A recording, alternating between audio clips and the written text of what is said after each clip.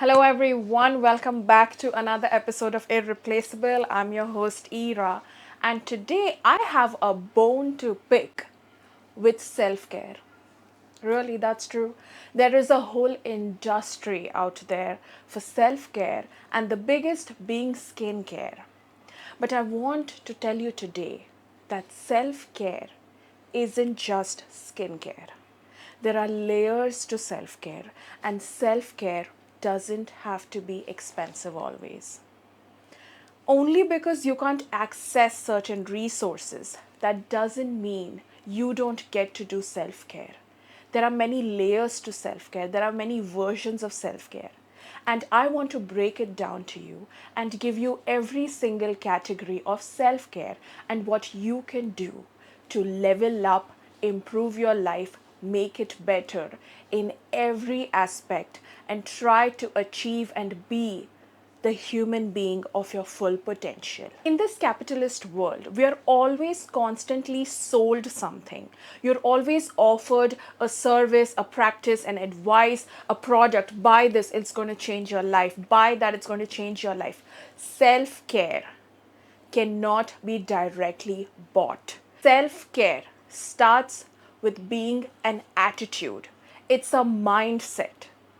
After that, you have tools to achieve it. But until you decide that you want to get into self care, nothing in this world, no commodity in this world, nothing that you buy, a course, a product, or anything is going to achieve that until you convince and sit and decide that I am going to get into self care. And this is the area in which I want to develop. It's like a triangle: the body, the emotions, and then the mind.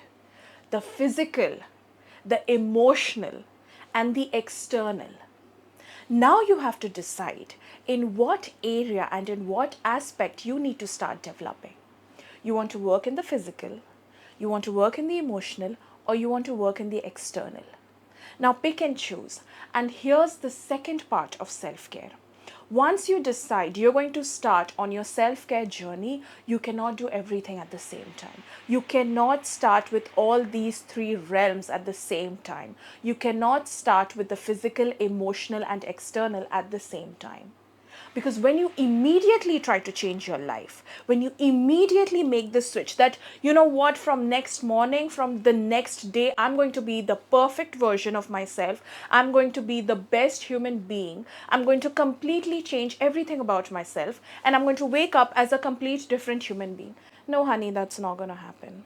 That's not how it works. You do not wake up one day and become a complete different person altogether. So you need to pick one. Do it. Find a place where you're comfortable. Once it sets in as a habit, as a routine, and then you need to go to the next level.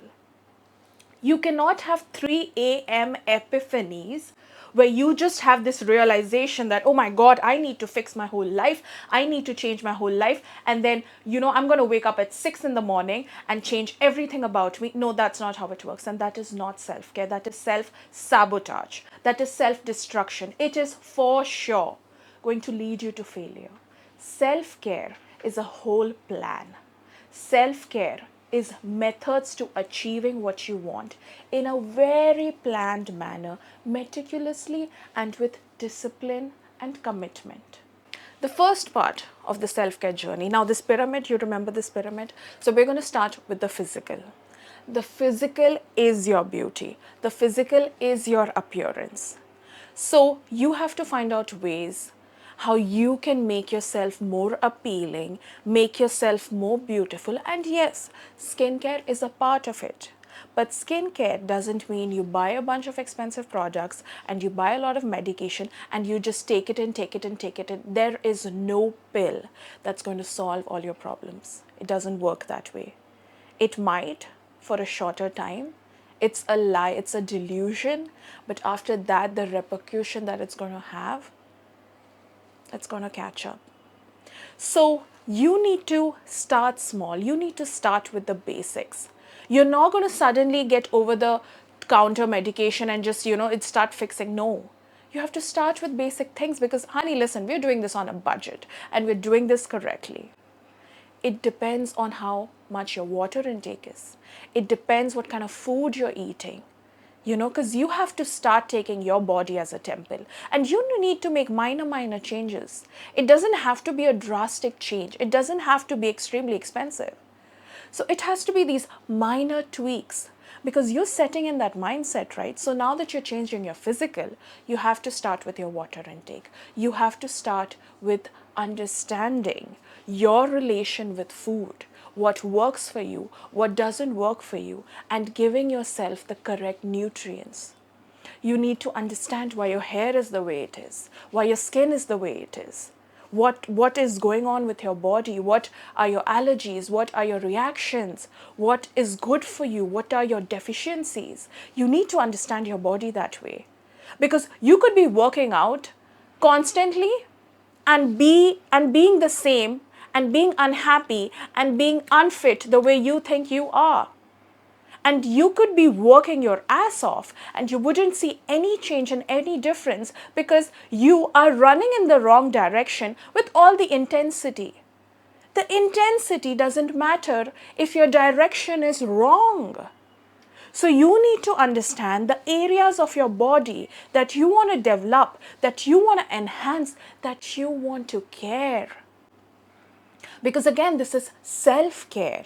You're caring for yourself. You're caring about yourself. Others don't care. You care. Hence, it's self-care. I know that sounds cliched and cringy, but it is what it is, okay? The next part of it is your complete package, your complete appearance, your aura, your presentation. Because once you start taking care of the physical, once you start noticing yourself in a certain light and you shift that, other people too will see and feel that shift. That is the energy you carry. That is the aura you have. Next is your sleep. You think sleep doesn't play a part? You think you're going to grind and hustle your way through self-care? You think you're going to put all this energy into relaxation? How is that even really relaxation? It's not. You have to focus on your sleep. You have to understand your sleep. You have to have a schedule.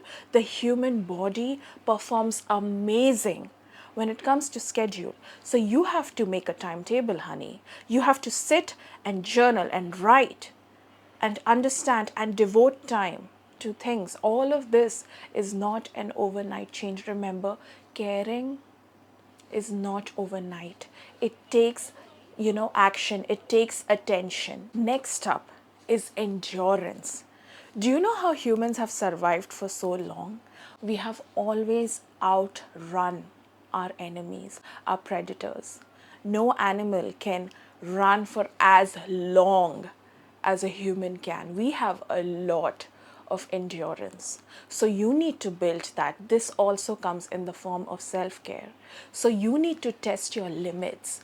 You need to push yourself and find out physically what all you're capable of. This is also part of self-care. Now we've discussed the physical. Let's come to the emotional. Because you could have all this outside, okay? But unless until inside there are changes in you that correlate along with the outside, it's not going to work. So we're going to go hand in hand. Remember the steps, okay? We're going to start and then we're gradually going to go to the next steps. Now the human body is like this mixture of a lot of emotions, a lot of drive. And if you don't learn how to regulate it properly, if you are not in the driver's seat of your own emotions, then again, you would be going in any direction. So you could literally hit bumps, you could get into accidents, you could make faults. So once you start controlling your mental, once you start emotionally regulating yourself, that's another form of self-care. How do you find that out? Okay, first, you need to observe yourself from a third perspective. You need to understand yourself as to what triggers you, what makes you react, what makes you underreact. The next part of it is once you have observed yourself enough and you understand your pattern, you need to find the emotions you feel the most and the emotion you feel less. Then you start having control over your body. And I'm going to make a whole episode on this, on emotional regulation, because it's a really huge chapter. It's a really huge point. But this is a part of self care. And this can only be done with you sitting and internalizing yourself, you sitting and wanting to understand yourself, because you have to be your best friend. See, we care for other people, we are caring towards other people. Self care is when you care enough about yourself. So, when you care about the people you love, about your friends, you have to develop some kind of relationship with them. Similarly, when you're going to care about yourself, you have to develop a relationship with yourself. You have to develop a friendship with yourself. The next part of emotional regulation is journaling. You have to learn how to put your thoughts and feeling into words. Okay, you should ideally journal in order to understand yourself better, because you don't remember everything. Okay, you don't remember everything that you did yesterday, everything you felt yesterday, everything that happened with you. So you need to start keeping records, and journaling can be anything from observing yourself, or just writing down what you feel, or just writing down what you did or what you want to do, just like anything. But please write. Trust me, you're going to come and thank me later, but I cannot stress less the importance of journaling. The next part of emotional self care is your relations, your friendships. Finding people who you need, who are good for you, versus finding people you should remove who are bad for you. You have to focus on your energies, people who give you energy and people who suck the life out of you. So you need to understand who is serving what purpose in your life and if they deserve to be in your life. So you need to start working on your relations as well. This is also a form of self-care, because you are deciding who has control over you, who has influence over you, who has impact over you. Because our friends, our family, people we surround ourselves with have impacts on the emotional. They make us feel a certain way because we are constantly interacting with them. We are with them. We are, in this community. So unless until you have any control over how you get treated, how you get perceived, how people talk to you think these things don't affect? They do. So your community, your surrounding, it affects you. It affects the emotional. So you have to be mindful about it. The last, and not the last, the second last actually, because the kind of impact this has, which is social media. Social media affects your emotional so deeply. Because when you're scrolling, okay, there is so much variety in what you see. Like the pictures, the videos, they incite so many emotions and feelings in us. Like you can go from scrolling into seeing something so happy, into seeing something so sad, into seeing something so triggering in just a span of a minute, 5 seconds, 2 seconds, 10 seconds, 15 seconds.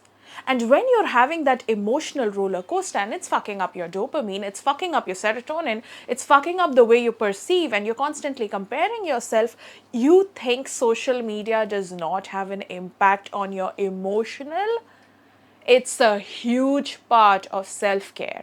So you need to understand that a part of emotionally regulating yourself is also regulating what you intake emotionally, and a big part of it is social media. So you need to understand times and when, what kind of content I want to consume, what kind of content I don't want to consume, and the timing. When should I consume what? Do not consume a lot of social media right before going to sleep. You're going to have weird dreams like that. You're going to have dreams based on that topic. You want good dreams? Read something related to which you want to dream about 1 hour before you go to sleep.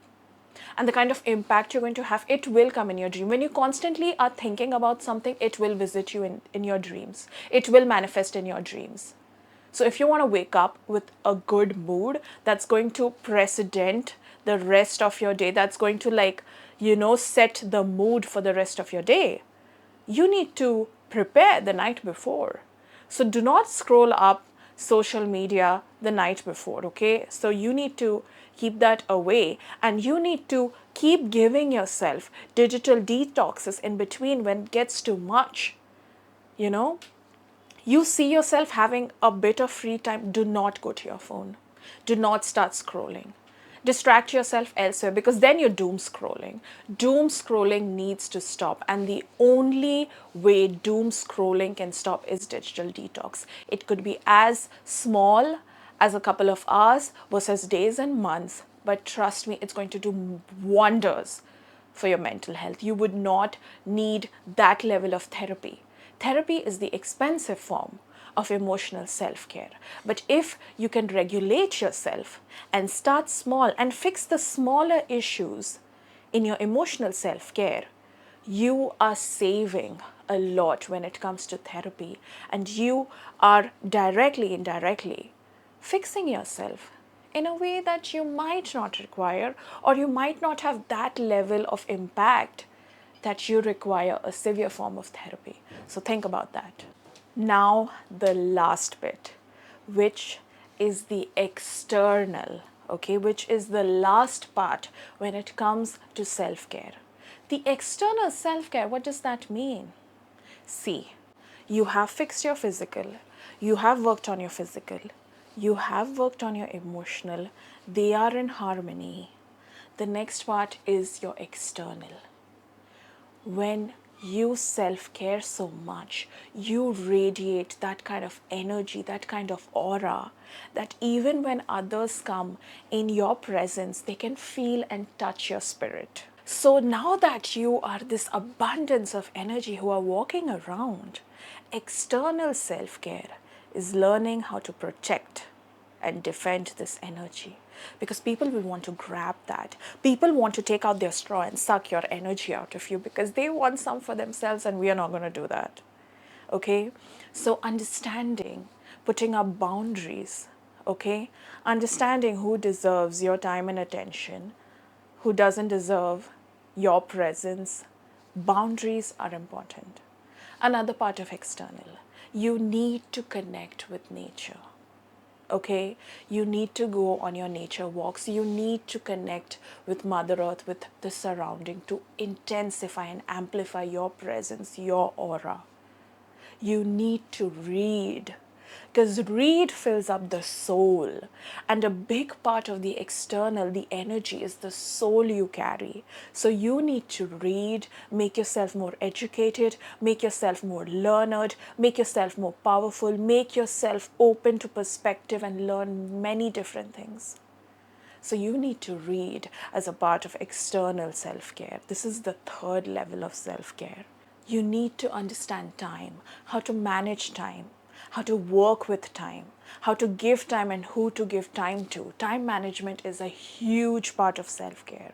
If you do not give time to certain things, attention to certain things, because time is attention. So if you don't invest those things, they will not come back to you. This is where manifestation comes in. This is where affirmations come in. This is where energy walks in. Another part is volunteering, helping. We're not here to be selfish. We are not put on this plane to just take, take, take, take. Now that you've built yourself, now that you've made yourself, it's also time to share. It's time to teach. It's time to give. When you see someone who wants help, who's asking for help, or who could benefit a little from your help and who deserves it, be generous, be open, and help them out. Volunteer people who are not as powerful, as enigmatic as you. If you can make someone's life better, that will also help you find your calling. It's a higher purpose. And that makes me come to the last point of external self-care, which is believing in something. A part of external self care, a part of your soul in self care is believing in something. It could be anything, it could be a cause, it could be higher power, it could be God, it could be something spiritual, it could be anything that you believe in, it could be you yourself. You have to pick something, you have to make principles, you have to make a structure and believe in something greater than you. It's going to make you more grateful, it's going to save you from pride, it's going to make you feel good and at peace. And this is the last step, it's the final step, and it's really important. It will level you up in a way you wouldn't even be able to imagine, and not a lot of people can do that.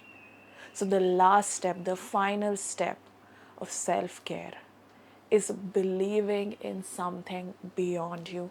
And trust me, your life, at any path you take from any of these types of self-care, it's going to make your life so much better, it's going to make you so much happier, it's going to elevate you, it's going to push you to do better. You will never feel bad or at loss because you did any of these forms of self-care. It'll make you feel so much good, and it will just change your situation, your surrounding, your circumstance, and you would be filled with so much love. So remember, self care doesn't only have to be specific to an industry, to only one way of living. It's different planes and plateaus. So you need to pick and choose that where do I want to start first? Because we all want what's best for ourselves. We all want new, improved versions and a better life. And that's why self care doesn't only have to be restricted to anything. So let me know what you like. Let me know the one that resonated the most with you. And I would love to hear from you. Follow me on Spotify, Apple, and YouTube. And please give me your feedback. I would love to hear what you have to say. And if you want to add something, I'm all open to that. Thank you for listening to Irreplaceable. And I'm your host, Ira. Bye.